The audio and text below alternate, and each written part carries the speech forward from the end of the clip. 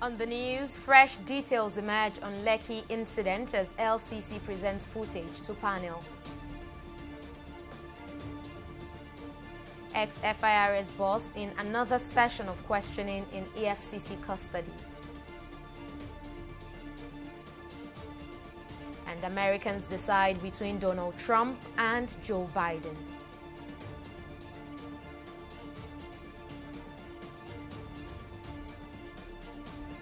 Many thanks for joining us on News Now on TV360 Nigeria. I am Oni Adekunle. The Inspector General of Police, Mohammed Adamu, has visited Governor Babajide Sanwo-Olu to commiserate with him over the devastation in the state in the aftermath of the hashtag #EndSARS violence. Speaking with newsmen at the State House Marina after visiting the governor, the IGP affirmed that the amount of destruction is more in Lagos than any other state. Adamu said his visit was also to assess the level of damage done to police stations and encourage men of the Nigerian police force not to be demoralized by the events. The Inspector General of Police, who is on a fact-finding tour of the state, and he has deemed it fit to pay us a courtesy visit. He had come here to commiserate with us as a state government and as the governor of the state. And we have had very useful conversation, advice, collaborative discussion. I came here today to commiserate with the executive governor of Lagos State and the people of Lagos State on the amount of destruction that we saw to public properties and to private businesses. It is uncalled for. And the second aim of my visit is also to see the police stations that were destroyed and then talk to the officers and men of the Nigeria police to encourage them not to be disturbed or to be demoralized by the events that took place where they were attacked, police stations were destroyed. They are specially trained to take such kind of pains because by the nature of policing, you are always exposed to danger. And now that this has happened, it shouldn't discourage us from performing our constitutional duties. Anytime you want to undertake on a peaceful protest, it is very important to set up the protocol in order not to allow miscreants, hoodlums, to hijack the protest. The moment you allow that, the purpose and intent of your protest will be defeated, as the case now with this peaceful protest that we witness. Nobody, no economy, no nation, no state will be able to bear the loss that we've seen happen in Lagos. Even if they will be able to bear it, it will take a long time. Meanwhile, the hearing of the Lagos State Judicial Panel of Inquiry into allegations of police brutality entered its first day today. At the resumed sitting at the Lagos Court of Arbitration in Lekki earlier today, the Lekki Concession Company, operators of the Lekki Tollgate, tendered the video footage recorded by its surveillance camera on the 9th of October 20th, when soldiers allegedly opened fire on the hashtag #EndSARS protesters. Managing Director of the LCC, Abayomi Omomowa, made some clarifications on the incident that took place at the toll gate. On the 20th, early in the early hour of the 20th, I can't be too specific now, but around 10 o'clock,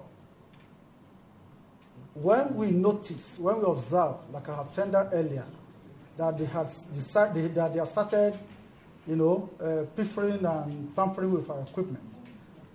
So we then decided to proactively harvest the equipment that we can, because they are very expensive.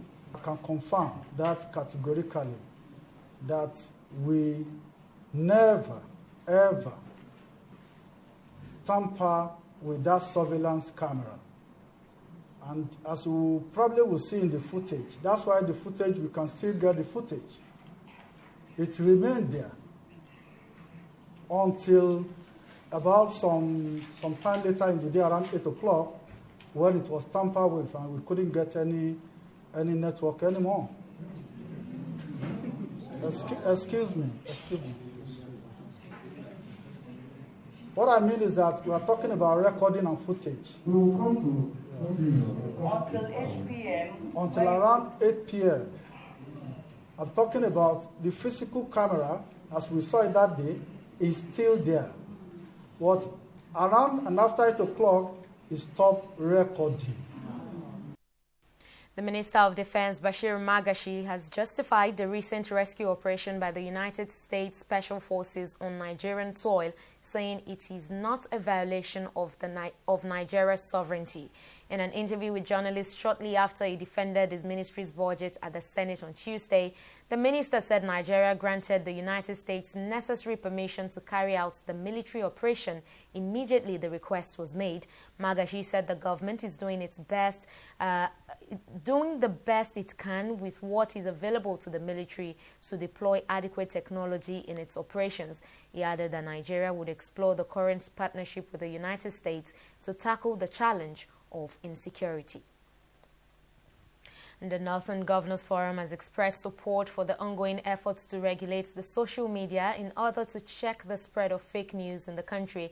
Arising from a meeting of its political and traditional leaders at the forum, expressed the support of the region to checkmate the use of social media space in the country. The leaders took note of the devastating effect of the uncontrolled social media in spreading fake news and called for major control mechanisms and censorship of social media practice in Nigeria. The Northern Governors also expressed support for the reform of the police to strengthen its capacity. And now the issue of social media regulation has been in the front burner for some time now. Two bills which seeks to control the social media were thrown out in the 8th Assembly, and now the Northern Governors Forum is throwing its weight behind the move to regulate the social media space. But joining me now to look at this issue is the Chairman, New Media in the National Assembly. We thank you very much for speaking to us, Mr. Yemi Itodo. What exactly now do you make of that call by the Northern Governors on government to regulate and check the social media space? All right, thank you very much. To me, the call is anti-democratic because taking a look at Section 22 of the 1999 Constitution, it gives room for media to thrive. And it also says that, though it didn't mention social media in particular, it says the press, radio, television, and other agencies of the mass media. What that means is that in 1999, when they were drafting this constitution, they envisaged that such a thing will come up in the future, like new media or social media, to be known as agencies of mass media. They said it shall be at all times be free to uphold the fundamental objectives contained in this chapter and uphold the responsibility and accountability of the government to the people. What that means is that social media and the government agents of government or appointees of government, the social media, to be up and doing. Because many a times we see that the print media, the electronic media, sometimes in up to a day or 2, 3, 4 days, they want to go and cross-check, they want to go and do this. But the spontaneous reportage of activities of the government is being done by the social media. But sorry to cut you here, Mr. Itodo. Now, from the angle of the government, the case has always been that social media has been used in many ways to threaten national peace and security. And the Minister of Information specifically used the NSAS protest as an example. You don't think the government may have a point? I don't think they have any point there, because even we all watch CNN, we watch BBC, we watch Al Jazeera. Sometimes we've even seen a reporter, a correspondent will be at the scene, will be reporting live, and there are some times that they'll get footage, visuals from the social media, and they will tag it as footage from social media, or they'll say amateur photographer. And those things come up and they make good meaning to the viewer, and they also set good narratives too, because sometimes when the conventional media are not at the spot to report whatever that is happening, you see an amateur photographer or somebody with a cell phone will take the exact thing that's going on and will shoot it to the internet and they will make meaning. That doesn't mean that there are persons that don't cause mischiefs with the social media. But them coming out in full force with a bill or any plan at all to regulate the activities of social media users is targeted at the new media. And it's also targeted at the people who are using social media platforms as activists to put the government on their toes. All right, Mr. Yemi Itodo, the chairman of National Assembly New Media, we thank you very much for sharing your thoughts with us. Thank you. News Now. Welcome. Moving on now, the Economic and Financial Crimes Commission, EFCC, is again interrogating the immediate past chairman of the Federal Inland Revenue Service, FIRS, Babatunde Fowler. Fowler returned to the EFCC office for the second round of questioning on Tuesday. On Monday, the former chairman of Lagos Inland Revenue Service was squeezed in Lagos for over 7 hours and was allowed to go home late at night on the condition that he returns on Tuesday. Confirming the development, the spokesman for the EFCC, Wilson Uwajaren, said Fowler still had questions to answer, hence his return to the commission. According to Uwajaren, Fowler is being interrogated in connection to an ongoing investigation by the Anti-Graft Agency. Into education matters now, the hope of university students in the country resuming this year looks unrealistic as the face-off between the federal government and the Academic Staff Union of Universities, ASU, has continued to deepen. Minister of State for Education, Emeka Nwajibia, described the action of the university lecturers as unpatriotic. Nwajibia noted that there is a purpose for which universities were built, and it is unfortunate that lecturers feel comfortable shutting down universities and walk away abandoning their constituency. The minister said lecturers' strike over the years has become a crack, destroying the lives of young men and women in the universities. He alleges that the lecturers have refused to go to work to do the work which the government has paid them for. And it's been 8 months now that the universities have been closed in Nigeria, and efforts to reach an agreement between the federal government and ASU has failed so far. But joining me now to look at the issue is the chairperson of ASU in Lagos State University, Akinloye Oyewumi. Of course, he joins us via telephone. Mr. Oyewumi, thank you very much for joining us on News Now. Now, first off, why is it difficult for ASU to reach an agreement with the federal government? It is not difficult for us to reach agreement. We are actually struggling for the government to implement agreements reached with us since 2012 and the Memorandum of Understanding reached in 2019. I mean, there's been a lot of back and forth between the government and ASU. This time they say an agreement has been reached. The university lecturers go back to work. Again, you hear that something has happened. So what exactly is the issue here? What exactly would make this come to an end? The issue simply is the refusal of government to implement agreements reached with our union in the bid to rescue the soul of public university education in Nigeria. I mean, you've heard the government say that it is the university lecturers that have refused to go back to the universities to do the work they are being paid for. And now for many people, the question they'll be asking is ASU really considering the future of students that have been at home now for more than 8 months? Well, we expect that institution like yours, the Fourth Estate, has the power to do investigative journalism.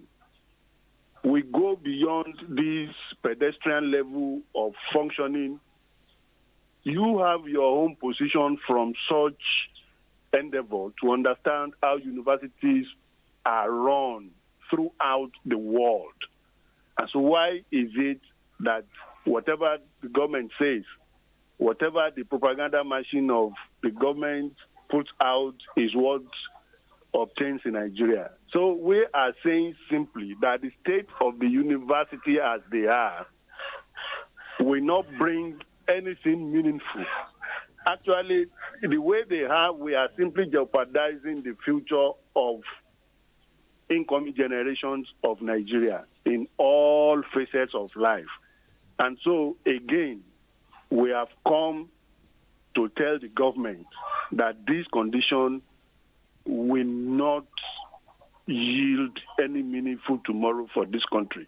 And so we've got to do what we've got to do to ensure that at least a semblance of development can be expected for Nigeria in the nearest future. And lastly now, before I let you go, very briefly, what exactly is it that the government will do at this time that will get university lecturers back to school? We agreed in 2012 that the state of the university is so parlous. The lecture theaters are bad. The dormitories, the hostels, they themselves will not keep their pets in there. There are no facilities and equipment for us to work. People need to understand that we are not just teachers. We are academics. We are intellectuals. We do more than teaching. We do research and community service. And the pay home of the lecturers in Nigeria is the world compared to our counterparts anywhere in Africa. Forget the developed world. And so the point is that our government has gone to come around to do what they ought to do. We are all aware that there is no public primary school system in Nigeria again. It is dead.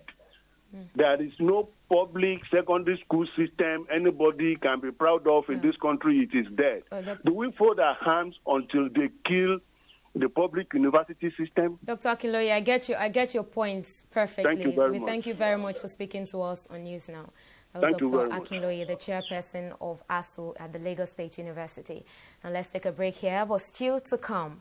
Lagos may reimpose lockdown, Health Commissioner says. Details after this break.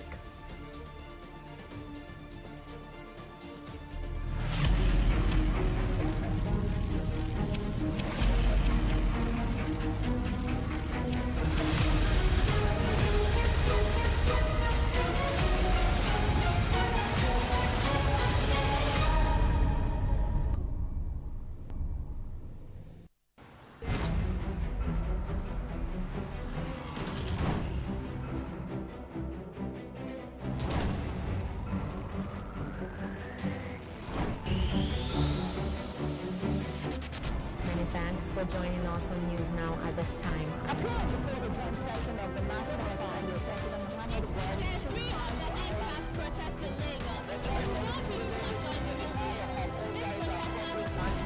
Thank you for joining us today. On this room, Lagos State Emergency Management Authority has said there's going to be one vote woman. As expected, Nigerians will have different opinions on the government of rampant illegal spectrum frequencies. The banks took over the wheels on the Nigerian stock market today as sellers eased.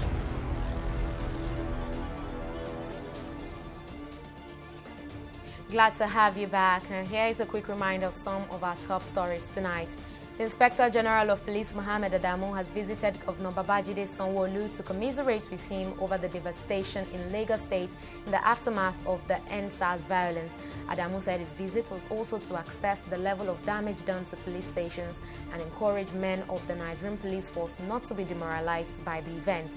The IGP, who said policemen should not be discouraged as a result of the attacks, urged them to see the situation as part of the risk in the job. The Minister of Defense, Bashir Magashi, has justified the recent rescue operation by the United States Special Forces on Nigerian soil, saying it is not a violation of Nigeria's sovereignty. Magashi said Nigeria granted the United States necessary permission to carry out the military operation immediately the request was made. He added that Nigeria would explore the current partnership with the U.S. to tackle the challenge of insecurity.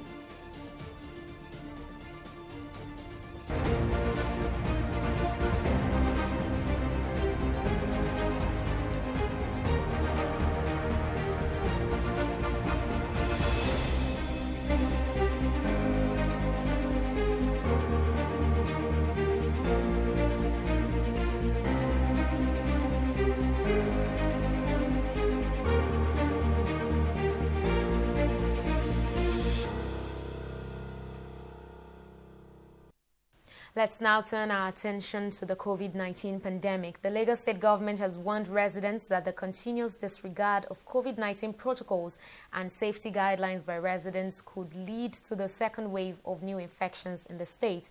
Commissioner for Health, Akin Abayomi, who gave the warning on Tuesday, noted that a resurgence of cases in Lagos could lead to the reversal of the strategic measures put in place by the government to open up the economy. According to the Nigeria Center for Disease Control tally, Nigeria has recorded a total of 63,036 COVID-19 cases, while Lagos has remained the epicenter of the pandemic with 21,338 cases. Abayomi therefore stressed the need for residents to strictly adhere to precautionary measures against COVID-19 infection transmission to prevent a recurrence of the situation that initially led to the lockdown of the economy.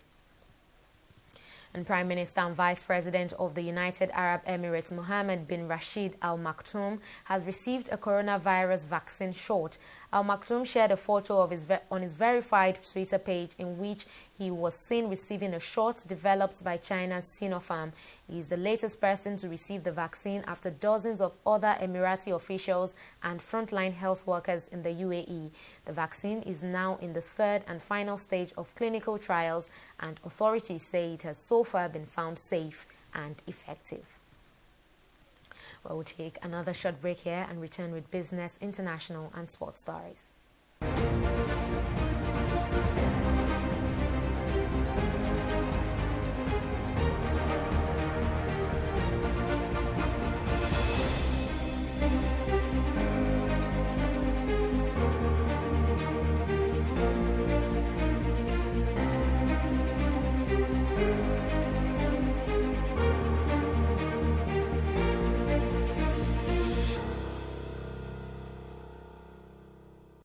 Welcome back. The federal government has approved 5 billion naira bailout fund for Nigeria's aviation sector. This intervention is by way of providing 4 billion naira for the airlines and 1 billion for other related businesses in the country's aviation industry. Our correspondent Abisola Adebayo tells us more in this next report. Minister of Aviation Adi Sirika appears before the Senate to defend the 2021 budget estimates of his ministry. At the public hearing organized by the Senate Committee on Aviation, the ministry says it is seeking the consideration of 6 bills as part of moves to amend existing civil aviation laws. We have seen and adopted the bills of the agencies as presented in the National Assembly Journal as formal, which contains our desired amendments to the existing civil aviation laws. At the same time, I wish to draw the attention of this committee on the need to effect editorial corrections that occurred in the publication of the bills in the National Assembly journals, and to present a few minor amendments to the bill which relate to the core functions and operations of the agencies that are necessary in order to fully articulate the desired amendment of the laws. The agencies, which is NIMET, NAMA, INCAT, NCA, and FAN, including NSIB, will appear before the committee and present the said additional corrections and amendments of the committee's consideration. He announced plans to commence the disbursement of the 5 billion naira fund to help operators in the aviation sector ease the burden of the coronavirus pandemic. The federal government has provided 4 billion naira for airlines and 1 billion naira for other businesses within the civil aviation. We are putting criteria for the disbursement of those funds, and once it is done, it will be transparently done, and they will be so disbursed. Chairman of the Senate Committee on Aviation, Smart Adeyemi, says the bailout for the airlines is welcomed in view of the crucial role of the aviation sector in the economy. He, however, noted that the sum would not be enough to keep the airline operators in business. In a global economy that is undergoing recession, most of a developing nation like ours, most of Nigeria, we really want our economy activities to be above average. I think there's a need to look at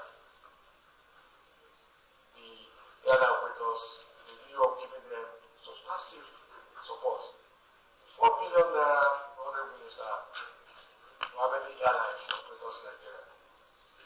I wouldn't want to see a situation where this airline will have to pack their planes and send people home. But like I said in my advert, also, if they have to cut in corners, that is even worse for our nation. and cannot afford to allow airlines to cut corners. Yes, they are business, but their business is the soul of our economic development today. The House of Representatives had earlier in the week asked the Ministry of Aviation to suspend plans to concession 4 international airports in the country, pending the resolution of all contentious issues. Abisola Adebayo, TV360, Abuja. We will take a pause here and return with Stock Market Review. Don't go away.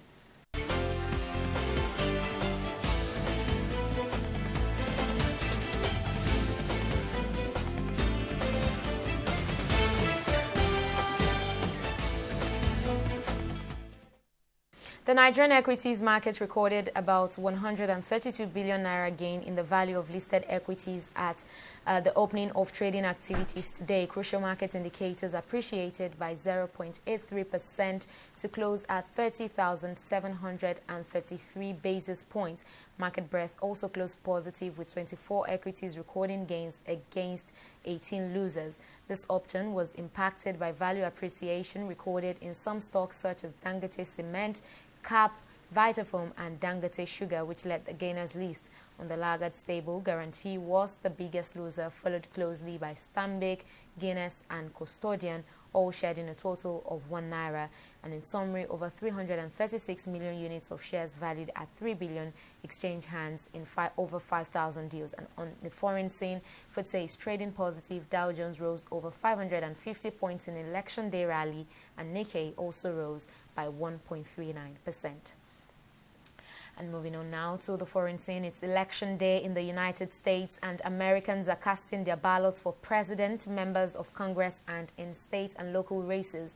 Millions of Americans are heading to the polls in person, even with more than 99 million already cast by early voters. Donald Trump is seeking to avoid becoming the first incumbent president to lose a re-election fight since George Bush in 1992. Although national polls show Democratic candidate Joe Biden with a broad lead, the race is close in key battleground states needed to win the presidency. Both candidates compete to win electoral college votes, which are allocated to states based partly on population size. There are a total of 538, and the candidate who wins 270 or more will be declared winner. Well, it's now time for Entertainment Report on News Now.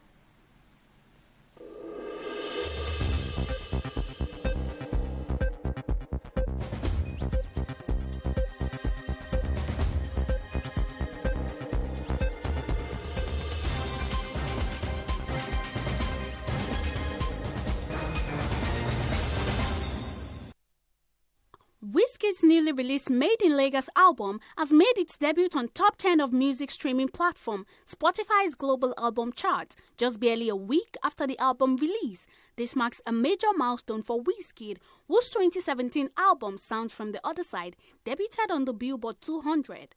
On Spotify's chart, Ariana Grande debuted at number 1, while Sam Smith debuted at number 2. Other debutants include Busta Rhymes and Triple Red. Originally scheduled for release on October 15, Wizkid dedicated the project to Nigerians in light of the police brutality and the #EndSARS protest, which recently rocked the country. Moving on, a former housemate of Nigeria's most popular reality TV show, Big Brother Naija, Diane Rossett, has revealed her hopes for lesbianism to be legalized in the country. The reality TV star made this known while interacting with some of her fans on her Insta stories. She had asked them to share with her some of the secrets they haven't shared with anyone when one of her fans mentioned she is attracted to girls and wished that lesbianism is legalized. Responding to the fan, Diane said she also wished the same. Diane was one of the housemates from the 4th season of BB Naija. Since her appearance in the reality TV show, she has gone on to pursue a career in acting. Former Big Brother Naija housemates are definitely giving us a lot to talk about. BB Naija lockdown stars Erica and Kidwire have got their fans buzzing on social media. It was noticed that the two lovebirds no longer follow each other on Instagram. This led to fans speculating that there might be trouble in their paradise. The 2020 edition of BB Naija reality show blessed fans with some on-screen couples. Erica and Kidwire was no doubt a favorite of fans, as many rooted for the duo to remain an item even after their exit from the BB Naija house. Oh well, we can only wait and see what becomes of the Kidwika ship and their love story after unfollowing each other on Instagram. That's all we have for you today on the entertainment segment of News Now.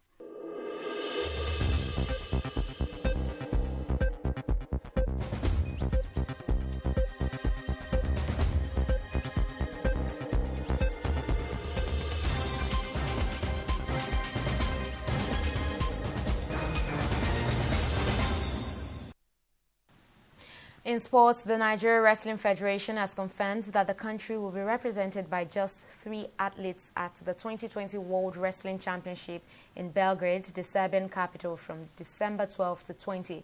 According to a statement by the Federation, Sports Minister Sunday Dare has approved the Federation's bid to have wrestlers at the competition, but only 3 female athletes and a coach will make the contingent. World Championship silver and bronze medalist Odunwaye Adekuroye will lead the pack, as well as African champions Aminat Adeniji and Blessing Okorodudu. The trio will be led by the head coach of the female national team, Purity Ako. Well, that's the latest update on News Now. Thank you so much for watching. I am Onyi Adekunle.